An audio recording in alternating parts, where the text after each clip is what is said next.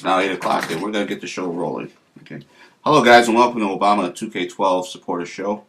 My name is James Hall, and I'm your host, and I just want to welcome you to the show. Tonight, we have a pretty interesting lineup. We have the organization People for the American Way that's going to be joining us tonight. Then we're also going to be taking calls from the audience and talking to people like you.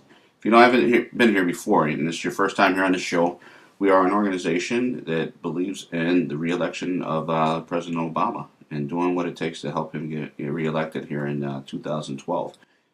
Um, we're going to go ahead and we're going to get started. I'm going to bring on our first guest. His name is Diallo Brooks, and he is with the People for the American Way. And we're going to go ahead and we're going to get started and bring him onto the show. Just stand by and we'll get him in. We're going to tonight. Our discussion is going to be talking about the voter registration, and we're also going to talk about some of the voter rights acts, and also making sure that you get out to vote here in 2012.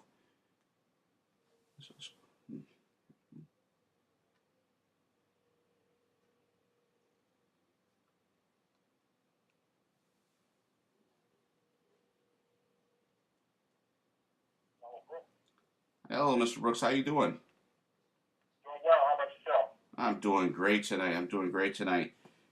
You're on the air with us now, and I just introduced you and basically talked a little bit about you and your organization. If you could just follow up on that and just let the people know what is the group? What do you guys do down there for the People for the American Way? Well, at the People for the American Way, we're really a voice for progressives out there in the state, from everything from voting rights to fighting against the right wing and making sure that folks in this country understand that there is actually another side of the equation out there. We hear a lot of rhetoric from the right wing, Oh yeah, we do. very conservative folks in this country, and we want to make sure that there's a more progressive voice out there talking about the issues that matter most to the families, the communities, that really brings us together. Mm-hmm. That's the kind of crux of the work that we're doing. So we're engaged in a lot of different issue areas, but making sure that democracy works for all of us. Excellent, excellent. I've had an opportunity to visit your organization and take a look at the website, and I really love what you guys are doing down there. And one of the main reasons we asked you to come on tonight is that we're here tonight with a wide variety of people here, and one of the big problems that we see in 2012 with the right wing basically going in, and with the Republican governors in a lot of states basically starting to suppress some of the voter rights that are going on out there. And so I just wanted to basically go over a couple questions with you and try to get you to answer some of the questions that are concerning some people. If you don't mind taking a few minutes to answer the questions. Sounds great. All right. So, I guess my first question would be to you is, when you're out there, and how long is it that you need to register before you're able to basically vote in the election? How far in advance Well, do you basically, register? let me give you a little bit of a generic answer just because the voting laws in states around the country are very different. I would actually encourage everybody that's listening and interested in voting and looking to register and all that great stuff to make sure that they visit their local elections website, whether that's the Secretary of State's office or for statewide and federal elections, or whether it's the Bureau of Elections in your particular city or town, to make sure that you're up to date on what those laws are. Because there's a wide variation throughout the country of what those dates are. Some of them will be 30 days out of election cycle, some of them will be a lot longer. So it's actually good that you're having this conversation now, because those that are not registered should go ahead and make that happen as soon as possible. And then at least for general elections in most states, they'll be prepared to participate. Like I said, some states are a little bit more conservative in their numbers, so they want longer dates out of the election cycle. But some states let you register very close to the election cycle, register to vote. So I would really encourage folks to visit their Secretary of State's office website to get that information on specific times for their location. Excellent, excellent. I guess my next question would be for you is, when you go to register the vote, what type of information should you provide to the Secretary of State or to your local registration office when you walk in there? Well, first of all, just like on the previous question, I really encourage folks to really understand their laws in their particular state because there is some variation. Most states, both on election day and to register, there's requirements of IDs. Those requirements vary from state to state. Some of them, when you actually, get a driver's license, you can actually register at the DMV there. They already have a form of identification in the system because you're actually registering to drive or obtaining a driver's license. Sometimes they let you bring in utility bills that show, proof of residency, things of that nature. But if you have a driver's license or a state-issued ID, I would encourage you to make sure that you bring that with you when you register the vote. In most places, that's an acceptable form. If you don't have that, definitely once again check with your local elections office to find out what kind of ID is required to register. But also make sure that when you're doing that, that you're finding out what kind of ID you actually need to actually vote on election day, because states around the country are passing these very regressive voter identification laws requiring specific state IDs that you need to have, which can be cumbersome to people. So the best encouragement at this point, we're fighting against a lot of those laws, but the best encouragement I would have is for people to be as prepared as possible, whether you're registering yourself and voting yourself, but also your community as you outreach to your community to participate. Make sure that they know. So sharing that information is very important. Absolutely, absolutely. Now, one of the things we have a pretty young crowd here because, as you know, we're on the R2000 network, which is has a wide array range of people, and so we have a lot of young voters that are out here, and some of those voters that have out there, and a lot of these guys are in college. How would you go about registering? And let's say if you're an out-of-state student, and you'd like to vote, is there a way for them to vote in the place that they're going to school, or is it something where they have to go back to their area of origin? Well, I think one thing, and that's a great question. I think one thing that young people have to understand is getting a sense of where they want to vote. If you have a permanent residency someplace out of state, making sure that your voter information is up to date in the state that you're interested in voting in, particularly your home where you grew up, where your family lives, and making sure that information is up to date, that's where you feel you want to have that impact. But if you're registering and you want to register to vote on your campus, making sure that you change your voter registration and have your campus address as your permanent address, so you're able to vote in that location and have an impact on in the community that's around your campus. So I would really make sure that I would check to one, where I want to vote in the first place, and then making sure you establish that permanent residency at that particular location, so you're able to vote. It's going to be really important to understand too that you can't vote in both places. So it's really determining which place that you want to be registered and maintaining residency in that location in order to be able to vote there. Excellent, excellent. Now, one of the other things that I wanted to talk to you about real quick is, some of the voters' rights bills. We have a lot of in the African American community in particular. There are a lot of young men that have never actually voted, and let's say they've been in trouble before and they committed a crime or whatever. Is it still possible for those young men to vote? In a lot of circumstances, yes, it is possible for them to vote. And also, you have to make the distinction of whether you've been in trouble with a felony or not. If you have a felony conviction on your record, you want to check your felony laws in your particular state to make sure that you're able to vote. In many states, you're automatically, once you serve your sentence, you're actually automatically eligible to vote again. Mm-hmm. So I want to encourage people in those situations to make sure that they're on the ballot and take full advantage of their right to vote.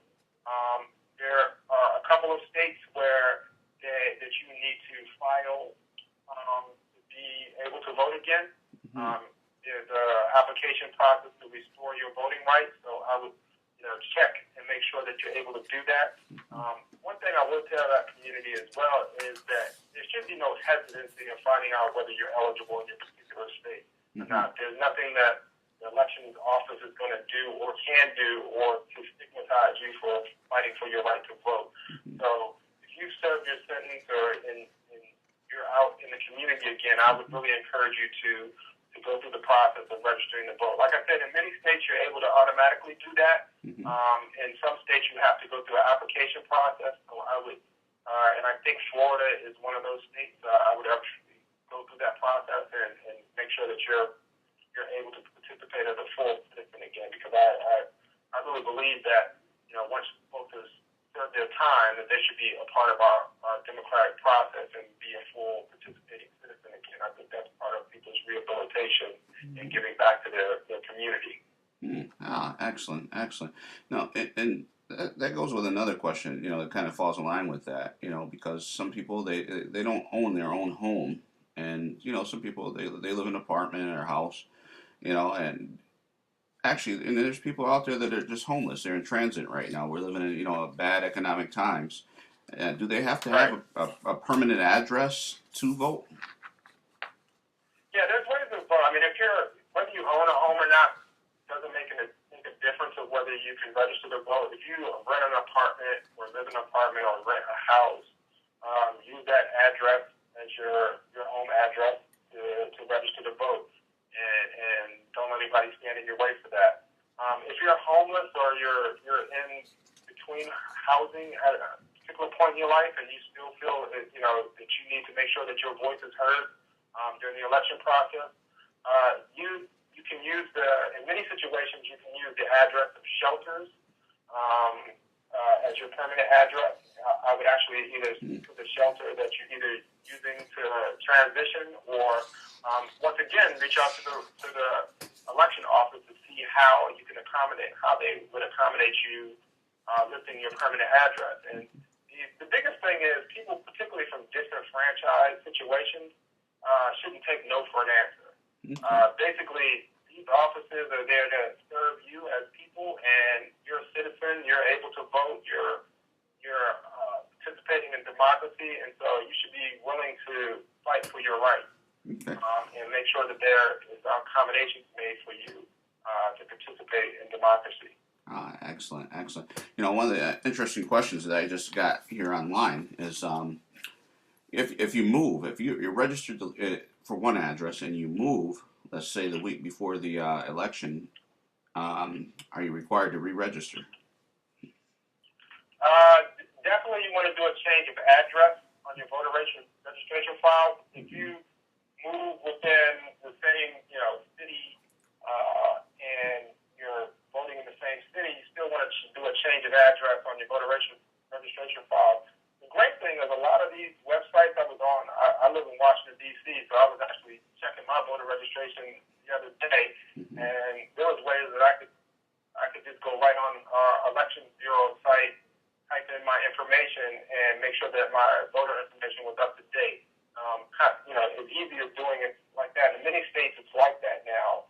So you can actually go online and say, hey, I've moved, I want to do a change of address, and go through that process. But I would encourage folks to, as soon as you move, go through that process of changing your address, because what you don't want to have happen is, you change your driver's license since you've moved, and you go to vote, and your driver's license, has one address, and they have you as another address on the voter file. So you want to, eliminate as many potential problems as possible when you go to the polls on polling day, on election day. Excellent, excellent. One other question that I have here for you is, and maybe you know the answer, maybe you don't. Right now, there are a lot of voter suppression that's going on out in the country, and I don't know. Do you know what Eric Holder is doing about voter suppression, and will there be any type of government regulators basically making sure that all votes are counted fairly? Well, I mean, there's been a lot of pressure from a lot of organizations to make sure that our Attorney General holds states and voting precincts accountable for making sure that all the votes are counted. There's also a lot of organizations that are actually working to do the work themselves to actually monitor the polls and make sure that these tactics are not something that are widespread. I think one way I would encourage people, we've been involved in election protection in the past, and there's actually a website which is 866ourvote.org, and there's actually a hotline with the same number, 1-866-OUR-VOTE, and people can call if they're having problems at the poll, if there's particular issues that are coming up, people are trying to suppress your vote, particular situation. It's a bunch of groups kind of working together to put together some type of infrastructure to, one, report and also rapidly respond to voter suppression tactics that are going on out there.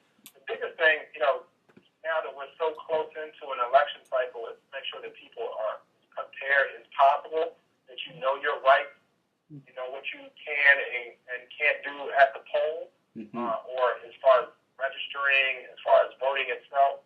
And the more information that you have, the more armed you are to push back against those that try to take away your rights. My encouragement to a lot of folks is let's be as proactive as possible to deal with the voter suppression tactics. They're out there, people are trying to make up stories about voter fraud that doesn't really exist. Yeah, absolutely. And that's a big issue, so we got to push back against that. So voter fraud is a very, very, very minor, if it's a problem at all. Yeah, absolutely. It's funny, you bring that up. I was just looking in New Hampshire over the past primary, and, the GOP keeps talking about, their big excuses, voter fraud and people showing up. There were 6 cases in New Hampshire that were actually entertained by the state government there. And come to find out, none of them were legitimate claims. The only claim was from a right winger who went out to see if he could actually go out and commit voter fraud. And so, there's a lot of false information being put out, about why they're doing this thing, and it's very important that people get out there and they register to vote and they become involved in the process. Now more than ever. I mean, we're seeing a lot of things that are going on out here in the country that are not kind to the to the little man, and we the people basically need to stand up, and we need to take our country back, as they say, and put it back in our hands, and get our elected officials to do what we sent them to Washington to do. Before I get you off the call here, Diallo, I would like to just ask you, is there anything going on down at the People for the American Way that you feel that the American public should hear about, and some of the things that you guys are doing, and maybe tell them how they can get involved in the People for the American Way? Great, definitely. One, I just wanted to follow up with really briefly. I'm actually going to be in New Hampshire tomorrow doing a press conference with some other organizations, kind of calling to help those right-wing folks that want to make up the fact that there's voter suppression or there's voter fraud out there. And actually, we're calling on the government to actually take action against the person that did this, because they actually committed voter fraud to prove that there was voter fraud. Exactly. So, nobody would rob a bank and get away with robbing a bank and say, hey, this bank should be robbed. I did it just to get away with it. Actually committing a felony. Absolutely. We're calling on that.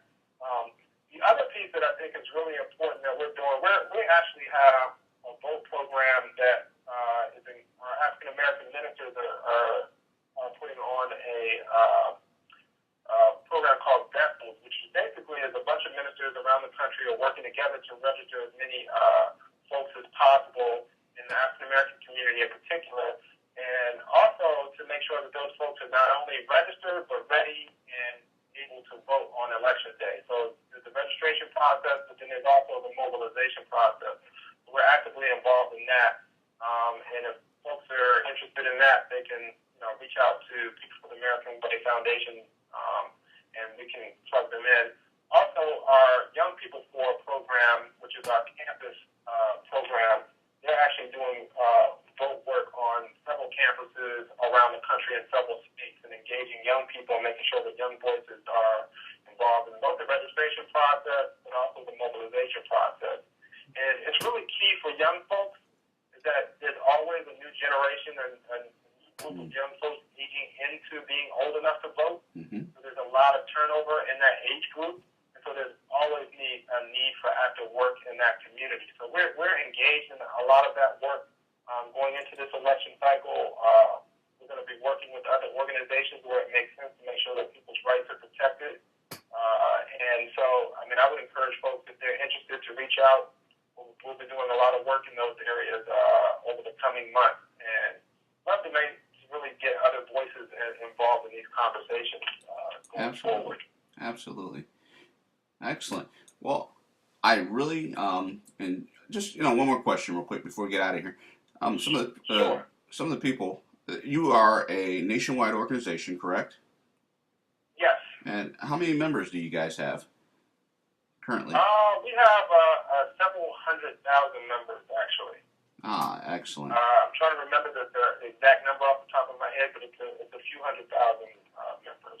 Excellent, excellent. Well, I think that you guys got a bunch of new fans here tonight, and I really I really want to say thank you, Diallo, and thank you for calling in and giving that information out. And they can go to your website, correct, which is pfaw.org, pfaw.org, and they can follow up on the information that they heard here tonight. And your site is very informative, so I'm sure that they'll find all the information that you need to find there. All right, Diallo, thank you very much, and thank you for calling in. Thank you, and thank you for inviting me. Anytime you want to come back. Take care. Sounds great. All right, you have a good one now. Okay, you too. Bye-bye.